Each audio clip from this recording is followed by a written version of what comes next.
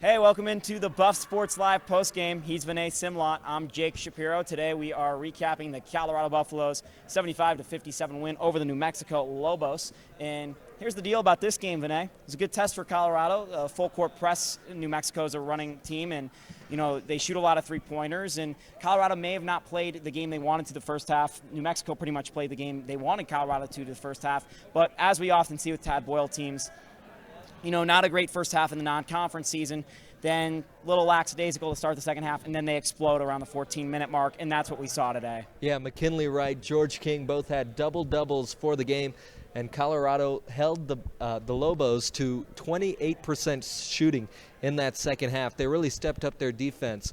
On the glass tonight, the Buffs were good as well, not really feeling that Torrey Miller-Stewart injury as much as they did at CSU last week. And this was the Lazar Nikolic coming out party tonight. He had 7 points, which doesn't sound like much, but he had 8 rebounds. And without Torrey Miller-Stewart, the rebounding was a huge question coming into this one, especially with how they rebounded against another Mountain West team up in Fort Collins on Saturday. But they absolutely murdered New Mexico on the boards tonight. Naaman Wright, McKinley Wright, the Wright brothers kicked in. George King with a double-double as well. But I was really impressed with Nikolic, and Tad Boyle after the game had some nice comments about him, saying he has such a great basketball IQ. And, I think he plays out of his body a little bit. He tries to do too much at times, but tonight I think he played within his game and let the game come to him, and you saw what kind of impact he could have. Yeah, and the guards were getting in on the rebounding too. It looked really good. Deshaun Schwartz, McKinley Wright, Tyler Bafe, all fighting for those rebounds, making sure that the guards for New Mexico didn't get those as well. And another thing I saw was McKinley Wright really playing within himself today. They were trapping him, sometimes sending 2 or 3 guys at him, and he wouldn't try to force anything offensively. He'd pass it off, get his teammates involved. Yeah, McKinley didn't have that many assists, or else we would be talking about a triple-double, but we caught up with George King, and we'll get to that later, but you could see him just laugh when I talked about how smart McKinley Wright is, realizing the Buffs needed a rebounder, and he steps up, and he leads the team in rebounds for the second straight game. I mean, we're talking about a 6-foot flat on a good day type guard who's 150 soaking wet. True freshman. Right, and he's stepping up and rebounding that way. That's huge for Colorado and Tad Boyle. And I don't think Tad Boyle has seen a player that he loves as much as McKinley Wright since maybe Andre Roberson or Spencer Dinwiddie. And there's reason for it. And we saw him make a couple other smart plays in this ball game tonight, especially a pass down here on the low side baseline, which turned out to be a hockey assist. But play after play, and I'm really excited to see him in conference play because I want to see him against competition that is of his quality. Yeah, and if they counted hockey assists, maybe McKinley Wright would have that triple-double. But what was big for the Buffs today was their interior defense. On the post, after missing Torrey Miller-Stewart, the Rams last week really killed the Buffs inside the paint. Today, George King standing strong. Dallas Walton played good defense. Nikolic played defense. It was great to see Lucas Seward even on a bum ankle played well down low. So it was good to see the Buffs getting physical down there. Tad Boyle really was upset after practice yesterday, but they responded today.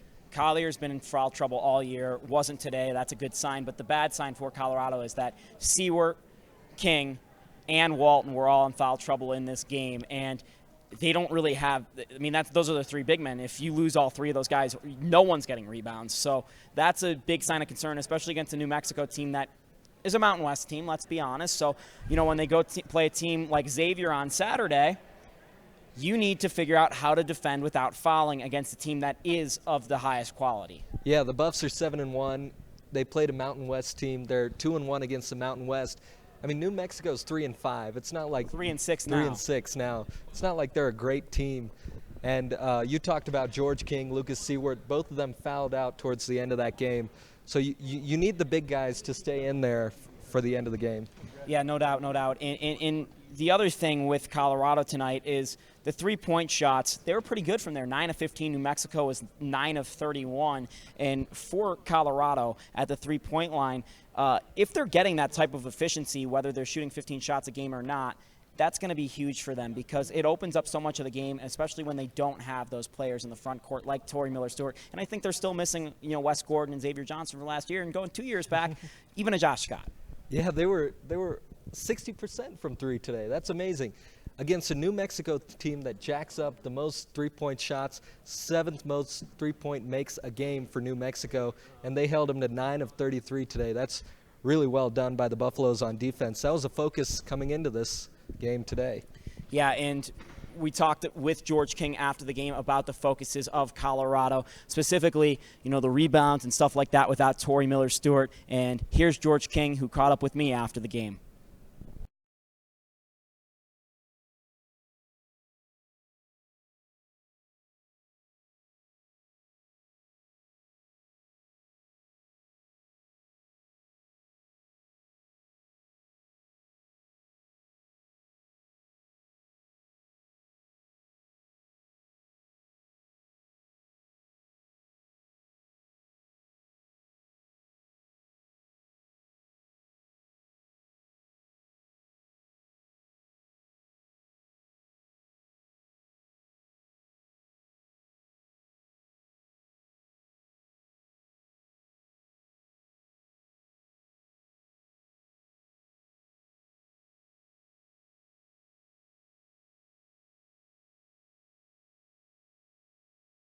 Boyle teams have had a tendency to fold in the last 5 minutes of games, and we're seeing Boyle teams get stronger as games go, or this Boyle team get stronger as games go along, and that's a great sign for this team. And you mentioned the young guys on this team. They have a lot of depth. Deshaun Schwartz can come in and play great defense for Tad Boyle. He was hustling today on defense. And then you've got guys like Tyler Bay, Del Brown.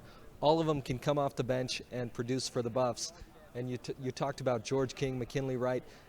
Tad Boyle said really those are the only two guys that have separated themselves on this team. Everyone else is pretty much at the same level, so he can plug guys in depending on how hot they are in a game. And let's talk about George for a second. Another double-double. 3 of his last 4 games have been double-doubles in monster efforts. He's recorded 25, 25, and then the CSU game kind of off, but today another 10 points in limited time because he was in foul trouble, 10 and 10.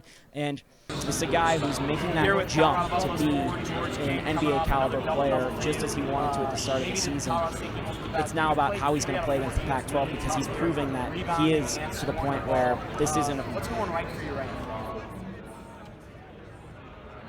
Saturday and what he can bring, because I do believe that is a test for him and stepping up on the road. I mean, last time they went out on the road in CSU, that's not a team they should have lost to, let's be fair, but they found a way to lose because it's a young team on the road. So going out to Xavier on Saturday, that's going to be a huge test for these Buffaloes. Yeah, the Buffs right now are 0-1 in away games. Of course, they were 3-0 at the Paradise Jam tournament in Lynchburg, Virginia, but they need to step it up on the road.